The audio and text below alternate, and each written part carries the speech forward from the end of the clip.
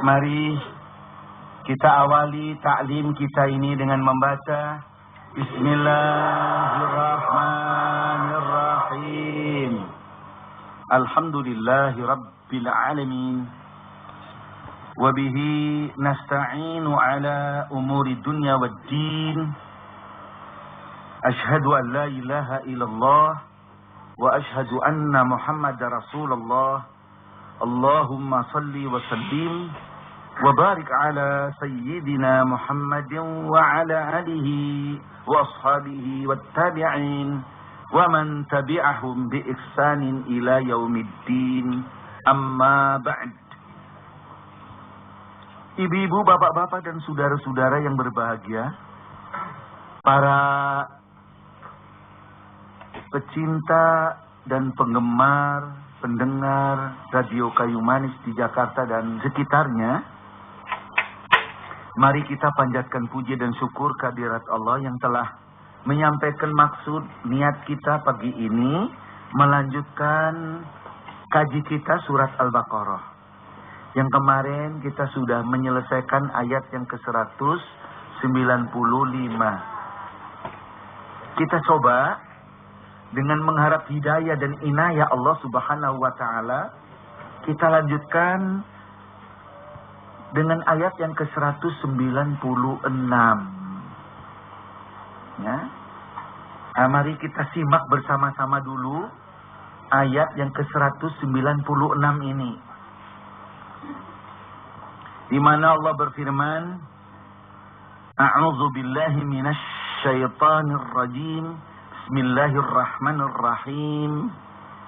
Wa atimmul hajja wal umrata lillah. Artinya, dan sempurnakan olehmu ibadah haji dan ibadah umroh itu karena Allah. Fa in ukhsirtum famastaysara minal haji. Maka apabila kamu terkepung, terhalang oleh musuh maksudnya, atau terkepung, terhalang karena sakit, maka apa-apa yang mudah hendaknya kamu ambil dari binatang kurban itu. Wala tahliku ru'usakum hatta yablughal hajju mahillah. Dan jangan sekali-kali kamu mencukur kepalamu sampai binatang kurban itu disembelih di tempat penyembeliannya. Faman kana minkum maridun aw bihi adzam min ra'sihi fa fidyatun min siyamin aw shadaqatin aw nusuk. Maka barang siapa adalah di antara kamu sakit atau padanya ada halangan atau penyakit di kepalanya yang menyebabkan harus dicukur padahal belum saatnya cukur, masih ihram, maka hendaknya bayar fidyah yang berupa puasa atau sedekah, memberi makan, atau berkorban. Fa'idza amintum faman tamatta'a bil umrati ilal haji famastaysara minal haji. Maka apabila keadaan telah aman bagi kamu, maka barang siapa yang mau melakukan tamattu dengan umrah, yaitu sebelum haji, ketika mau haji umrohnya diselesaikan lalu bisa tahallul hingga bisa bersenang-senang lebih dulu, maka apa-apa yang mudah oleh mudahnya diambil daripada hewan kurban. Artinya kena dam, bayar korban. Famalam yajid fasyamu salasati ayyamin fil haji wa sab'atin idza raja'tum.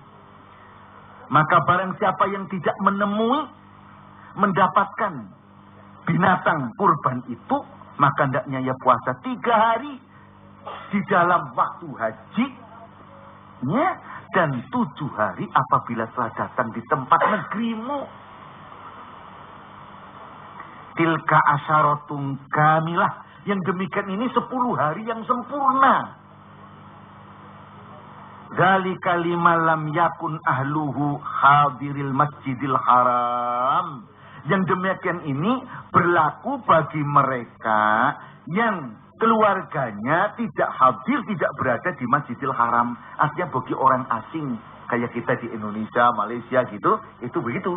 Puasa 3 hari di tanah suci, 7 hari di negeri sendiri. Wattaqullah, dan takwalah kalian kepada Allah. Wa'lamu annallaha syadidul iqab, dan ketahuilah olehmu bahwa sesungguhnya Allah itu sangat cepat, sangat keras, sangat berat siksanya. Jadi inilah artinya secara ringkas dalam bahasa Indonesia ayat yang ke-196. Jadi mari kita coba ya, dipaham maknanya, pengertiannya secara ijmal dulu, secara global. Nanti baru secara detail, secara tafsir terperinci.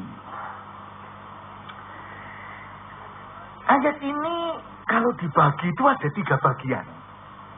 Atau memang ayat ini secara keseluruhan berupa ayat syariat. Ayat syariat. Ayat syariat yang memerintahkan umat Islam mengerjakan ibadah haji dan umrah. 2 ibadah yang harus dilakukan berhampiran, berdekatan, dan bersamaan. Ayat syariat tentang haji dan umrah yang dilakukan hampir bersamaan. Diterangkan dalam ayat ini, manakala orang mau melakukan umrah atau haji kok. Kalau ini tadi urusannya yang dulu kan Nabi mau umroh gitu kan. Kalau sampai nanti kok terhalang dalam melakukan haji atau umroh, terhalang, terkepung oleh musuh atau oleh sakit dan macam-macam, di sini orang itu mendapat kelapangan, mendapatkan rukhsah. Karena dikepung oleh musuh, umpama begitu, terhalang kena sakit, itu merupakan masyaqqah. Masyaqqah, kesulitan. Kesulitan ini menimbulkan adanya rukhsah, yaitu dispensasi. Boleh menghentikan ibadah hajinya atau ibadah umrohnya dengan syarat membayar hadyu, membayar hewan kurban. Yaitu berkurban. Nah, membayar hewan kurban untuk disembelih sebagai penutup dari perbuatan ibadahnya yang terhalang itu. Umpama ibu pergi haji sampai dengan sakit, gak mungkin melanjutkan. Boleh sampai di situ saja, tetapi ditutup dengan bayar kurban. Nah, begitu. Biasanya orang kalau mengerjakan haji atau umroh selesai lalu cukur, kan gitu kan? Cukur. Nah ini kalau terjadi belum sampai selesai ibadah haji atau umroh, sakit, kepalanya sakit yang menyebabkan harus dicukur. Upama apa sakit apa luka apa yang menyebabkannya harus dicukur. Kalau itu sampai terjadi, kepalanya boleh dicukur, karena terhalang oleh sakit ini. Tapi mencukurnya nanti, kalau hewan kurban itu sudah disembelih di tempat penyembelihannya. Nah, selanjutnya ya diterangkan bahwa memang bagi mereka yang tidak bisa membayar kurban, barang siapa yang tidak bisa membayar kurban, di sini diterangkan boleh mengganti yang lain, yaitu puasa 3 hari di tanah suci 7 hari di tanah air sendiri. Nah, demikianlah ibu-ibu, bapak-bapak, saudara-saudara, kurang lebih demikian ini. Lalu ayat ini pun ditutup. Ingat bahwa melakukan ibadah haji itu memang berat. Hikmahnya besar, tapi bahayanya, halangannya juga banyak. Maka ayat itu ditutup dengan memerintah supaya kita bertakwa kepada Allah. Wattaqullah, takwa kamu kepada Allah. Wa'lamu, dan ketahuilah olehmu, annallaha syadidul iqab, sesungguhnya Allah itu berat sekali siksanya. Kalau sampai melakukan ibadah ada hal-hal yang terlalu sengaja untuk diperbuat tidak baik, waduh, siksanya berat sekali. Nah, disinilah kira-kira isinya secara ijmal begitu. Nah, ini perlu diketahui.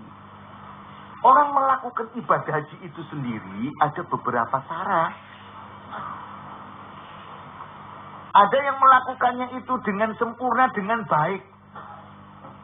Yaitu haji dulu baru umrah. Sesuai dengan perintahnya, wa atimul hajja wal umrata lillah.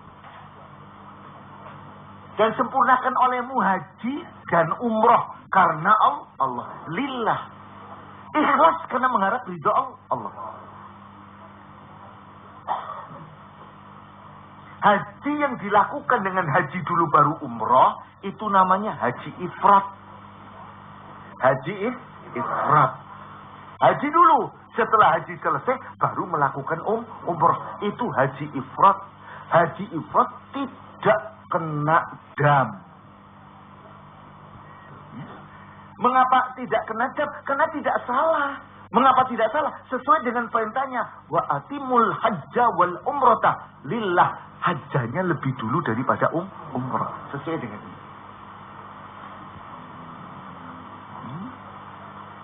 Demikian ibu-ibu, bapak-bapak, saudara-saudara yang berbahagia ya. Tidak kena dam, haji ifrat. Berat memang. Ya ikhramnya ini ya. Baik. Sekarang, apabila dilakukan cara lain. Umrah dulu baru haji. Itu kebanyakan dari Indonesia kan begitu ya. Umrah dulu, habis umrah tahallul. Lalu pakaian ihram dilepas. Lalu apa-apa yang dilarang pada waktu ihram bebas. Boleh apa saja. Ya, artinya boleh belanja ke pasar, boleh beli apa saja, kan gitu toh. Boleh bersenang-senang, boleh lihat TV, boleh, ya, silakan. Itu namanya haji tamattu. Haji tamattu. Dia kena bayar dam. Seekor kambing. Ya bebas dari ikhram kan, karena sudah tahallul. Nah ini dia melanggarnya di sini kan gitu. Nah, lalu bayar dam, bayar denda. Nah, kecuali yang tidak tamattu. Kalau tidak tamattu ya sudah. Itu lalu menjadi tidak bayar denda, tapi berat. Habis umrah selesai, dia tidak tahallul terus. Baik. Cara yang ketiga yang dilakukan adalah orang yang bersamaan menjatuhkan niat mengerjakan ibadah haji dan umrah. Jadi satu. Disamakan. Ya ini sekaligus niat keduanya. Ini namanya haji qiran.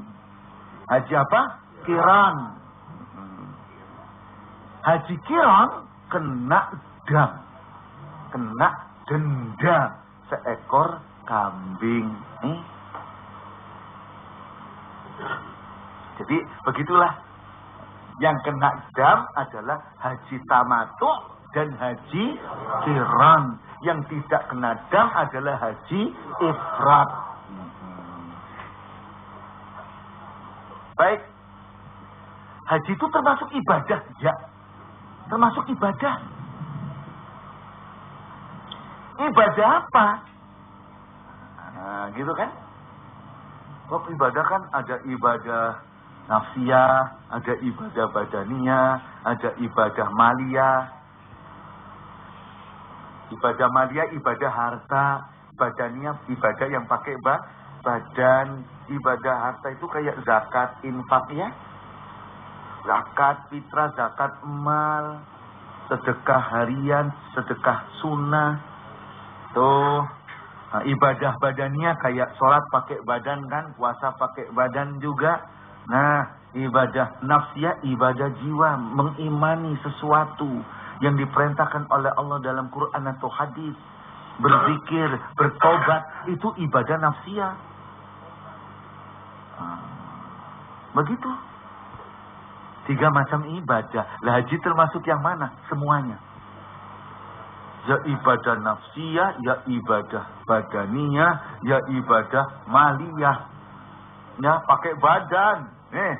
Ya, pakai tawaf, sa'i, jumroh. Wah, ini kalau badannya nggak kuat.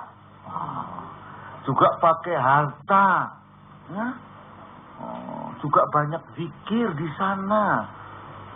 Jadi inilah ibadah yang majmuk. Maka dikatakan ibadah yang berat. Maka kalau sampai sukses, ya inilah. Yang sukses yang apa? Lillah. Wa atimul hajja wal umrata lillah. Karena Allah. Yang dituju apa? Ikhlas. Mengharap ridho Allah. Inilah haji mabrur. Haji yang mabrur. Ikhlas karena mengharap Allah titip. Jadinya haji bukan karena ingin ini, ingin itu, tidak. Bukan supaya nanti di rumah pakai peci putih terus, tidak. Supaya nanti kalau duduk mendapat tempat tertentu, tidak. Ya kalau pertemuan-pertemuan khusus untuk haji belah sana, tidak itu. Semata-mata karena Allah, karena panggilan Allah. Labbaik Allahumma labbaik. Labbaik la syarika laka labbaik. Innal hamda wan ni'mata laka wal muluk la syarika lak. Itu talbiyah, lafaz talbiyah. Labbaik Allahumma labbaik. Aku datang memenuhi panggilan Engkau ya Allah Tuhan kami. Aku datang memenuhi panggilan Engkau. Aku datang memenuhi panggilan Engkau, tidak ada sekutu bagi Engkau. Ya Allah, aku datang memenuhi panggilan Engkau. Sesungguhnya segala puji milik Engkau. Begitu pula innal hamda wa ni'matnya, segala nikmat. Begitu pula segala kekuasaan kerajaan milik Engkau. La syarika lak, tidak ada sekutu bagi Engkau. Lillah, karena Allah. Hajinya itu karena dipanggil oleh Allah, karena mengharap ridha Allah. Ini. Jadi ya, dikatakan untuk menyempurnakan haji, sempurnanya karena kehendak Allah. Lillahnya ini tekanannya. Sebab orang jahiliyah juga haji dan umroh. Yang melakukan haji, yang melakukan umroh, tapi tidak lillah. Tidak lillah. Ini belum sempurna. Itu syirik. Menyekutukan Allah. Tawaf juga. Tapi tawafnya tidak kayak kita. Mereka tawafnya orang jahiliyah. Ambil bersiul-siul, tepuk tangan. Lari, jingkrak-jingkrak, begitu. Ya. Bahkan ada yang pernah dalam satu riwayat sampai tidak berpakaian sambil tawaf. Nah, itulah. Jadi tawafnya, hajinya, umrohnya, orang-orang jahiliyah juga melakukan yang semacam itu. Tapi tidak lillah. Sama dengan menyembelih korban, mereka juga sudah korban. Tapi korbannya tidak lillah. Mereka juga sholat sembahyang. Tapi tidak lillah. Lil asnam, kepada berhala-berhala. Ini loh mas. Ya, silakan. Jadi jangan dikira mereka belum sholat, sudah sembahyang. Tapi tidak karena Allah. Caranya pun tidak karena Allah. Korban juga sudah. Ya. Haji sudah, umrah sudah, tapi cara mereka tidak menuju ridha Allah. Maka disuruh menyempurnakan lillah, karena Allah. Demikian, maka maknanya adalah semacam ini ya, bahwa wa atimul hajja wal umrata lillah. Baik. Selanjutnya Ibu-ibu, bapak-bapak, saudara-saudara yang berbahagia, ayat ini memang ada kaitannya dengan ayat sebelumnya. Perintah menyempurnakan haji karena Allah itu ada kaitannya dengan yang dulu. Dengan ayat 183 urusan puasa. Ya, ayat 183. Puasa. Ya ayyuhalladzina amanu kutiba alaikumus siyamu kama kutiba alal ladzina min qablikum la'alakum tattaqun. Hai orang-orang yang beriman, diwajibkan atas kamu puasa sebagaimana telah diwajibkan pada orang-orang umat yang terdahulu supaya kamu takwa. Ini pun mengandung unsur ikhlas. Lillah, sempurna. Apa kaitannya puasa dengan haji? Loh, gak lama kemudian kalau sudah puasa, masuk Syawal, Dzulqa'dah, Dzulhijjah, haji. Ini kaitannya. Branding. Maka ayatnya pun branding. Apakah orang-orang dulu belum puasa? Sudah puasa. Sudah juga. Tapi tidak lillah. Itu kalau ada orang sekarang puasa Senin Kemis. Supaya nagih utang gampang. Lah ini tidak lillah, kan sering saya katakan. Senin Kemis koceng biar langsung. Maksudnya ingin langsing malah biar langsung. Puasanya karena Allah. Puasa karena Allah, itu jangan lupa. Ini kesempurnaan ibadah terletak di sini. Ikhlas.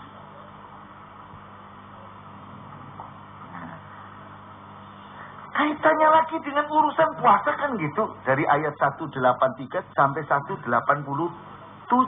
Kan puasa begitu. Terus sekarang kaitannya dengan 189. Di situ dipertanyakan soal bulan. Soal apa? Soal bulan. Di mana bulan itu diterangkan adalah untuk memberi tanda tentang waktu. Waktu yang hubungannya dengan haji. Waktu yang hubungannya dengan ibadah puasa. Orang bisa melihat hilal. Kemarin dulu sudah seterang hilal itu tanggal pertama dan tanggal terakhir. Al-hilal hanya ada 2. Tanggal pertama ketika jelirit itu. Sama tanggal yang terakhir mau hilang, itu al-hilal. Di antara itu tanggal 2 sampai tanggal 28 namanya komar. Saya ulang kali ini. Itu untuk menghitung termasuk ibadah puasa, hubungannya kaitannya dengan bulan. Soal ruqyah. Dan kaitannya pula dengan hisab. Kaitannya apa? Kaitannya dengan ayat 190 sampai 194. Kaitannya membicarakan soal perang di tanah haram pada bulan haram. Bulan haram termasuk bulan haji. Ini kaitannya di situ. Ada kaitan supaya barangkali melakukan haji lalu terhalang oleh perang apa-apa dan segalanya diterangkan di situ. Ini loh. Kamu sudah punya pedoman, maka melaksanakan hajinya dengan tenang. Ini kaitannya dengan dulu. Sehingga dalam melakukan yang semacam ini tidak pakai takut, tidak pakai ragu, betul-betul lillah sempurna. Ikhlas karena mengharap ridho Allah. Ini yang dipegang baik-baik. Ya. Jadi kata-kata atimu itu perintah sempurnakanlah olehmu dalam arti menuju ridho Allah. Karena menuju ridho Allah, cara-cara pun menurut syariat yang ditunjuki oleh Allah dan Rasulnya. Tidak boleh ngarang sendiri. Ya, jangan ngarang sendiri. Jangan sampai melakukan ibadah haji sama umroh ini ngarang-ngarang sendiri. Ya toh? Tidak ada dalil yang pasti. Nah, ini nanti bisa berubah. Kayak piknik aja nanti jadinya, ya toh? Tapi ini ibadah. Maka itulah ibu-ibu ya, karena yang dituju ridho Allah, ingat niatnya ke sana ibadah bukan belanja. Kadang inilah. Loh ini maaf saja ya, tuh kadang-kadang begitu. Jadi kita ya bukannya tidak boleh belanja, ya boleh belanja. Tapi ingat tujuan utama adalah ibadah. Belanja boleh. Tapi ingat, si uang ini dipakai untuk biaya haji dan umroh. Kalau nanti ada kelebihan baru silakan lah ya. Kalau orang kaya memang nggak usah nunggu-nunggu, pasti ada kelebihannya, mau belanja dulu boleh. Tapi jangan sampai si belanja menghilangkan kekhidmatan ibadahnya. Sampai ibadahnya menjadi kabur, sibuk soal belanja. Itu yang dimaksud loh.